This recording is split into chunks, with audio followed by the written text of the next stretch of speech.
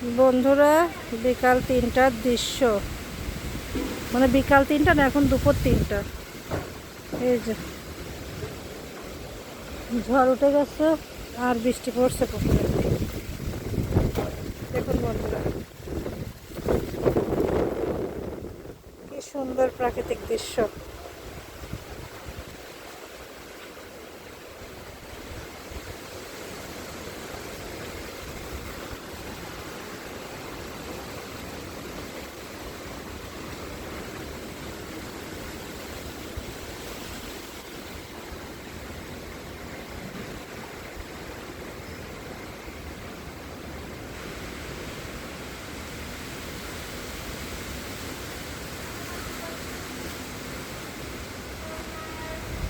বৃষ্টি শুরু হয়ে গেল বন্ধুরা।